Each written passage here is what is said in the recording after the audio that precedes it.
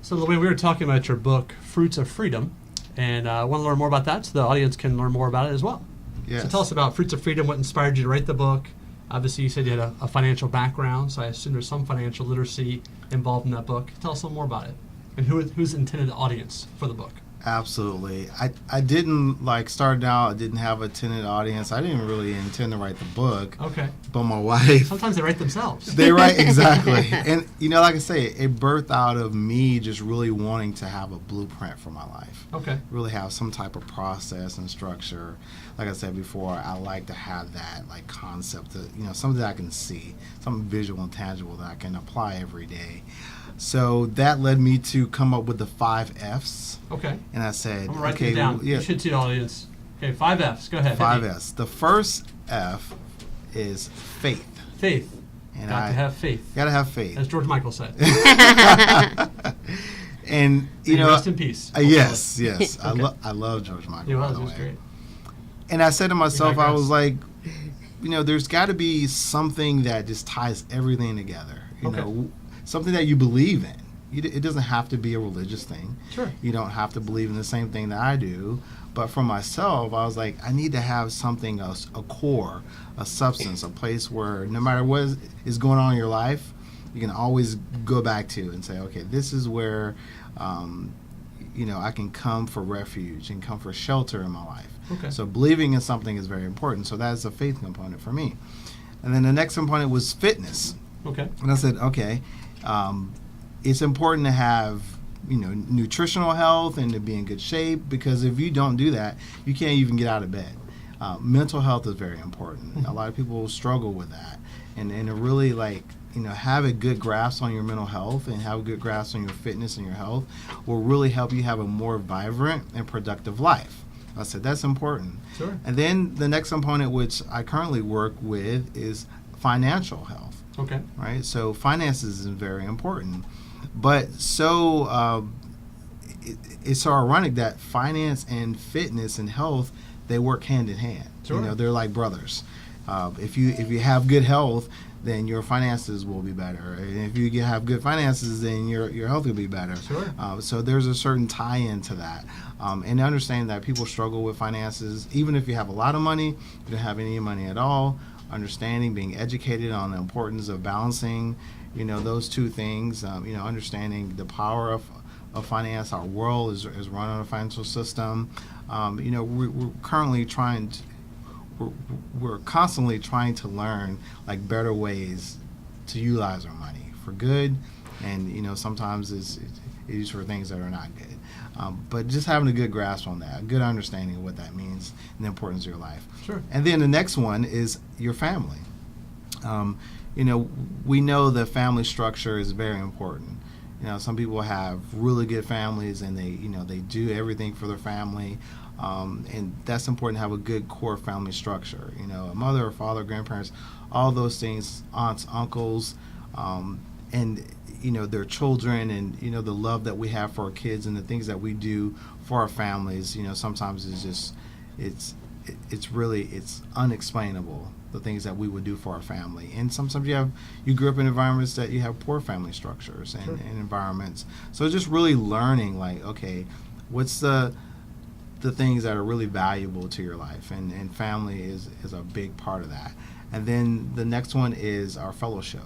We talk about fellowship, and it's not just going to church and eating fried chicken and watermelon on Sundays. It's more about that. It's more about the community.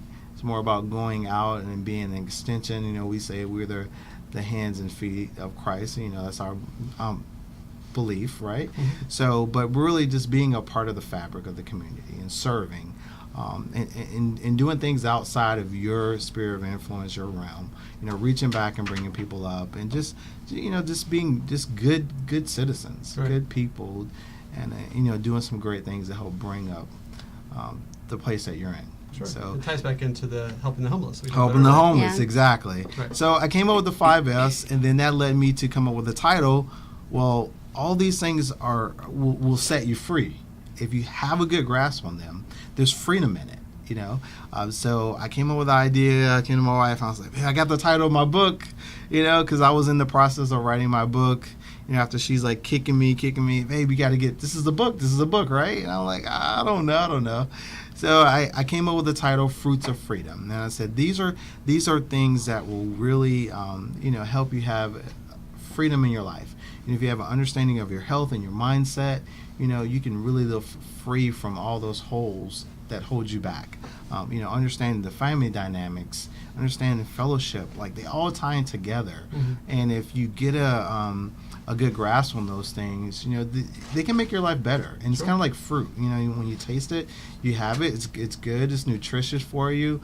And there's so many different references, in the good book, the Bible, that talks about these things. And just really understand. So what I want to do is I want to bring in awareness, so that people will really see that these 5 things, if you understand them, Mm-hmm. and then you have a more depth and a better grasp on them, that they can really bring a wholeness, a fullness to your life that maybe you've never experienced before. Maybe you had 1 or 2 of them, but you haven't had all of them together.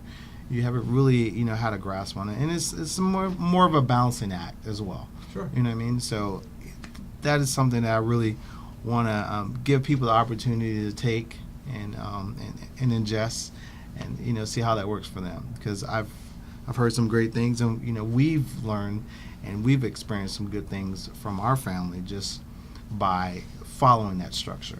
Right. So those that are watching on YouTube or listening, either WDRB Media or iHeart or TuneIn app, I'm going to repeat those 5 F's one more time for you. So if you're driving, pull over, write this down. If you're not driving, wait till you get home and write it down. But again, it's faith, fitness, financial, family, and fellowship. Now I'm going to ask them a really tough question. You guys ready? yeah. What's the toughest F? What's the easiest F for you? Oh, I would say the toughest F, believe it or not, is fitness. Is fitness? Okay. Yeah. It's really, really tough. I'm going to ask your wife the same question. 'Cause Yeah. I'm curious to see if she has the same answer. But go ahead. So fitness is your toughest. Tell us why. Yeah. I've got time to think. Thanks, Yeah. David. So tell us why fitness is the toughest one. It's the hardest thing to do every day, because you're surrounded by so much negativity. Okay. It's so hard to get down on yourself. There's just so much going on in your mind and your own head. So having mental health, and then the whole part about eating and being exercising and getting yourself in good shape on a constant basis. It's really hard to stay in shape and work out. It's work. Right. Really forming those habits of health. It could be meditation, it could be exercise, walking, whatever it is that actually gets you out of bed, because people fall to depression in their lives. Sure. And different things. So I think it's really, really hard. And I think if you can get that part, not that faith is not important, because it is super important in our lives, and you have to have a core in faith.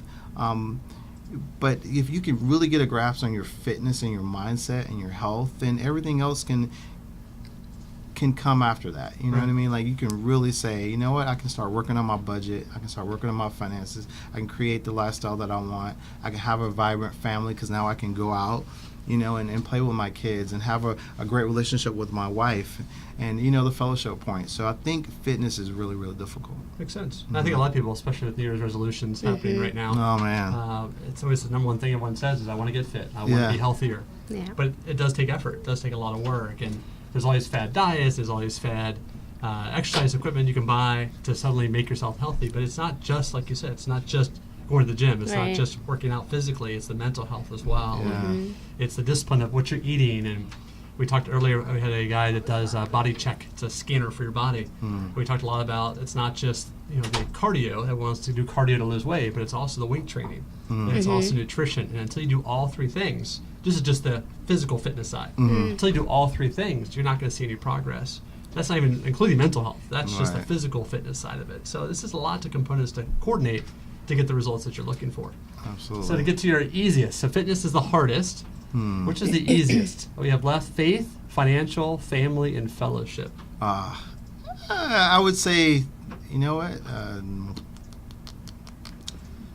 I would say fellowship. Fellowship. Yeah, I would say fellowship. Okay. Yeah. It's always been easy for me to kind of go out and help people and be around people, and having a network of friends and community. I really love being a part of the community. It's not hard for me to do that, to be involved, to get involved. There's so many opportunities, I assume, that you're referring to. Yes. Yeah. To get involved, just Yeah. whether or not you want to get opportunities. involved or not. Yeah. So yeah, that would say it'd definitely be easy for me is fellowship. Excellent. Very good. So let's turn to Miss Yasmine and ask her the same question of the 5 F's: faith, fitness, financial, family, and fellowship. Which one's the hardest? Which one's the easiest? I will start with the easiest, and for me, that's faith. Okay. For me, my faith is God. I know what a life without God is like, Okay. and I feel like even having a new child, it's a new beginning, it's a new chapter, it's an opportunity to do life the way it's supposed to be, which is living in freedom, which is giving back, which is taking care of your finances and your family. So for me, that's the foundation. Makes And sense. like you're building a house, if you don't have a solid foundation, it's gonna rock and roll if a storm comes through. So my faith is by far the easiest thing because it's always there, it doesn't go away. Sure. And not to piggyback, but I would have to say fitness is definitely challenging. Obviously, with me right now in a position where I have a 6-week-old, there's a place where I want my physical body to be. And that's going to take time. That's going to take support from family. It's going to take encouragement. But even the mental component to being, to having your fitness in order. So that's where your personal development comes in. That's where your meditation, your time where you're reflecting on life. So because I have the family and the finance and everything else going on, right, it is a balance, like Wayne said. Fitness by far is the most challenging for me, I would say. Very good. And I Yeah. think obviously after just giving birth and experiencing the miracle of life, Yes. it's hard for faith not to be your number one. Yes, that's Because they truly right. are amazing blessings and miracles. It's, when you go from microscopic to this, it's like, whoa, how did that happen? Wow, we made this? Yeah. And it was fun making it now. That's a whole other show. This is a PG show. Yeah, we'll see. So the easiest? Did you mention the easiest? The easiest is my faith. Is your faith. Yep, Okay, and then gotcha. the most challenging is fitness. Is your faith? Oh, easiest Yeah. is faith, and the hardest is for fitness. as well. Yes. Okay, gotcha. Yeah. You started with fitness as being. I got the order mixed up there. Oh, Okay. sorry. So to clarify, everyone, they both said fitness is the hardest, and LeWayne said fellowship was the easiest, and Miss Yasmine felt that faith was the easiest. So is that a good summary? Did I summarize it That's a properly? great question. I've Yeah. never been asked that before. Right. Well, you're going to get a lot more Heard questions that. as book comes out. So that's Yes, just the tip of the that's iceberg. good. That's good. Well, I think we all think Absolutely. about how complex life is, and it can be overwhelming. And I think that's where a lot of people get into depression. They go into a tough financial time. Yeah. They get sick, and medical bills start piling up, Oh and the my money that's goodness. coming in doesn't match the medical bills, and give and take. Do I pay for my rent or do I pay for my medical bills? You pay your rent Absolutely. because you don't want to lose your home, Yeah.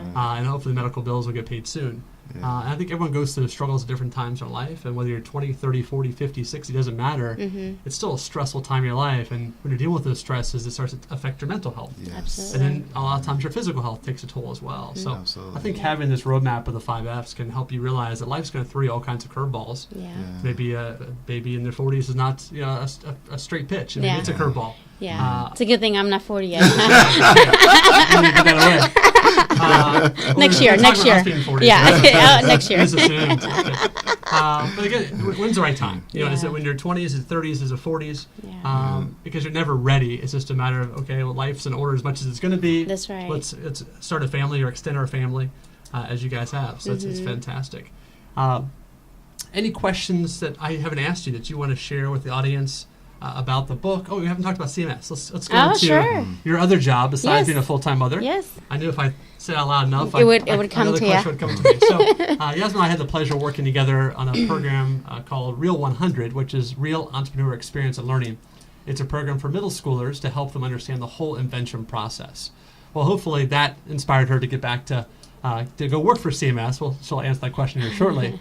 So I've had the pleasure of working with her, and the program's been fantastic. We've been in, I think, 9 schools now throughout the Charlotte area, and it gives them a chance not just to memorize and regurgitate information, but to really think critically and solve a problem and stop complaining about a problem, but really find a solution. So I'm really excited to hear about Yasmine's experience with CMS as a partnership coordinator. Tell us about what that role is all about, and what kind of impact have you've had already so far since you started. Sure.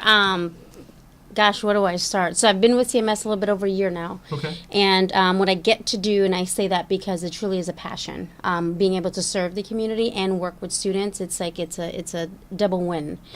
So what I get to do as a partnership coordinator is truly go out into the community and learn what's out there. So what resources exist, what organizations exist, how do they impact the communities in which they're in, and then how can I then utilize those resources to bring them into our families, in our schools. Okay. So I serve the east side of Charlotte. So actually, most of my schools are in Mint Hill, Matthews area. I have about 12 schools under my portfolio. And it's a very fun job. It's a very exhausting job. And it's a very, sometimes it's not so fun because you see the real life situations that happen with families. Sure. Sometimes it's loss and abuse, and sometimes it's it's fun times where I get to do campaigns and anti-bullying events. For example, is one I just led. So it's a great, rewarding, fulfilling opportunity to sit and be in a large system and yet still impact individual lives every day. That's excellent. Yeah. Is there a moment you can think back on with your year of CMS that just a very proud moment? Maybe it's a program you put together, maybe it's a partnership you created that created a wonderful program for kids, or something that's still going now that you started or you created. Gosh, besides Real 100, of course. I know. Yes. Well, what's so ironic, kind of like you said, like you and I connected prior to my employment with CMS. Right. And I would say, when I started, I didn't know how I would balance the two. How do I still sit here, fulfill my commitment, coming into the classroom once a week and working with these students, but now I have a full-time job that I have to work 9 to 5. Right. Unbeknownst to me, those are the things that my job wants me to do, is to get out there and interact and engage. So I was able to really transition really smoothly and still fulfill my assignment there at the middle school. And then that was kind of the expectation of the role as well. And she worked with Oaklawn Middle School, by the way. Was the school she worked with. Yes. And you have to repeat your question because this guy has taken all my brain cells. That's okay. Is there a certain moment okay. in the last year with CMS? Is it really gosh. proud moment that you sit back and say, wow, we built that, we created that? I feel that way every time I walk into a classroom for Real 100. Yeah. Because it was a lot of people collaborating together, building the PowerPoint presentation, building the activity booklets, building their certificate of completions, and giving us the structure, the framework, the process to follow so that other volunteers can help out, which also, by the way, we need volunteers across Charlotte Yes. to help us, the program to grow, because we Absolutely. can only go into so many schools, also having full-time jobs and entrepreneurs. So we need more volunteers. So if Yes. you are a business owner and would like to help us with Real 100, this is a great opportunity for us to reach out and say, hey, help us. You can email me at info@perkyllc.com or go to our Facebook page, Real 100, and to say you're interested in helping out and volunteering. So to get back to our question. Yes, So I public really, service real quick. I really do have a few. I would say the most recent one that I did, and it's just so pertinent in my existence right now, is we did an anti-bullying event, and we know that bullying is real. Bullying exists, and it existed when we were younger. How did we navigate? I have no idea. But I think with social media and technology, things are a little bit enhanced right now for our students and our families. So what I did was I met with this young lady named Christina Luke, who happens to be an author, and she wrote a book about, I think it's called Pep the dog, and he's a huge dog, and he was this ginormous bully. And in the process of us speaking, we created an anti-bullying event when we brought in a few guest speakers, and we brought in Pep the dog into our school, and we did this huge pep rally to really talk about what does bullying look like. Have you been bullied before? What skills, what resources do we have within CMS and within our community to really help our children navigate those feelings and their emotions, and giving them the tools to be able to get through bullying and not just dismiss it. So we created a whole campaign that's lasting the entire school year, and there's rewards and incentives for students that are stepping up to the plate, that are saying, hey, this is what I experienced, or hey, this is what I observed. And it's not guys, I'm going to speak to the camera. It's not tattletelling. It's not like, hey, she did this, or bullying is real. And it's not acceptable. And so there's a whole bullying campaign, if you go to CMS's website, that you can sign up and you can take the stance to stand up and speak out against bullying. So I would say for me, it was kind of the last event that I touched on before I delivered this sweet little one here. So that really stood out for me. Did people come up to you after the event and say, hey, I've been bullied and I was really touched by the presentation? Or did you get any feedback from students or teachers or? So the answer is no, and I would say the reason is we decided to stick with the younger students so that they can start to be introduced to it, to understand those feelings, so second and third graders. And then the counselors did a really good job letting them know what the process is, making sure they knew where the counselors were located, making sure that they knew that it was okay to come in and speak to them. So I did not experience that after the event, but the school did a very good job making sure that the students were aware that there was someone they can go to. That's excellent. Yeah. I remember when we both did the Oakland graduation, and one of the groups did wanted to do a TV show or a newscast to help kids belong, help kids fit in. And one of the most touching things I heard that whole afternoon was a woman, I think she was in 7th or 8th grade, just didn't feel like she fit in. And not that she was suicidal, but she definitely had suicidal thoughts and just really was very depressed about how she didn't fit into the school. And because of this news station, because of this program, Real 100, that we did for her, she felt she finally belonged at Oakland Middle School. Yeah. And it was such a touching point for me, like, hey, we're just doing this program for 6 weeks. Get in, get out, inspire somebody to be an entrepreneur. We had no idea the impact was going to be so powerful for the students participating, that someone could be that sad in 7th and 8th grade, that life could be that hard for her, that she'd ever think about taking her own life. And the fact that our program gave her new hope, gave her a way to fit in and to feel like she's a part of something. And if she was bullied, hopefully the bullying stopped, or maybe she could surround herself with people like herself, or maybe she figured out where she did fit in. And that's one of my big takeaways from Real 100 was the year that you did that. Her story alone was very touching, and and I hope more people understand how powerful the program can be when you help kids in middle school. I think they're all trying to figure out who they are, how they fit in. Are they the artist? Are they the athlete? Are they the academics? Are they this? Are they that? And it's a melting pot. People are from all over the place. And different looks, different shapes, different sizes, different color skins. I mean, it doesn't matter. We all have to fit in. We all have to get along. And I think middle school is a tough age where they're all trying to figure out, who should I be friends with? And when they think they're with the right group, then all of a sudden that group doesn't treat them right, now what do you do? Now where do you go? And especially if you live next to those kids that are giving you a hard time. You can't move.